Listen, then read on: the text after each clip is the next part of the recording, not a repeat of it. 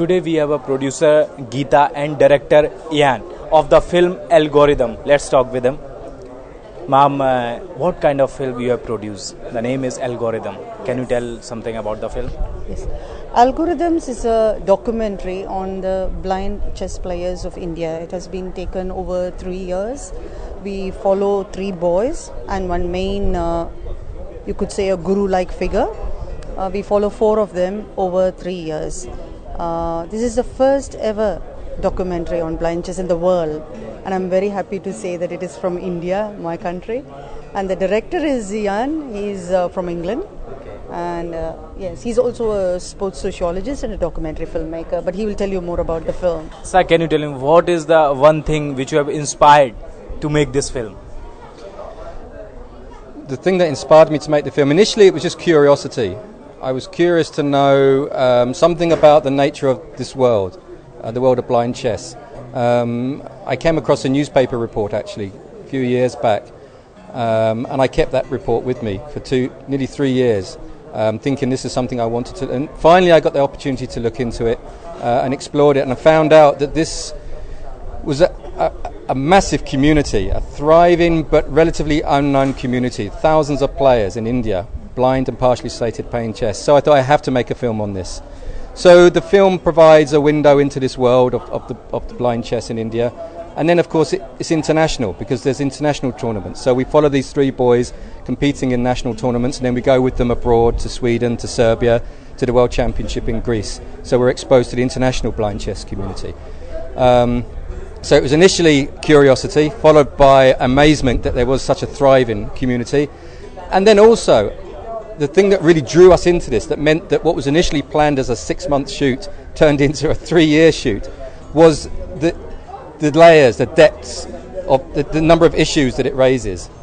It forces us, the sighted, to begin to think about the nature of the sighted world, the nature of sight, the difference between sight and vision, the idea of blindness not necessarily being a disability actually, but merely a different way of being in the world. The problem that blind people face isn't necessarily their lack of sight, but it's a lack of provision.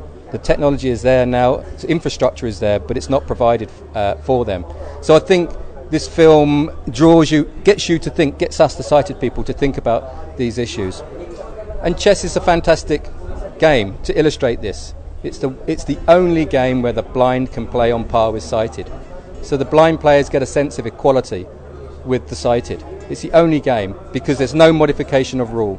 So they can't, especially for the children, they can't play outdoor games, they can't play football, cricket, but they can sit down opposite their sighted counterpart and play on equal terms. So it gives them a fantastic sense of equality and empowerment. So I think that's an important aspect of the film too.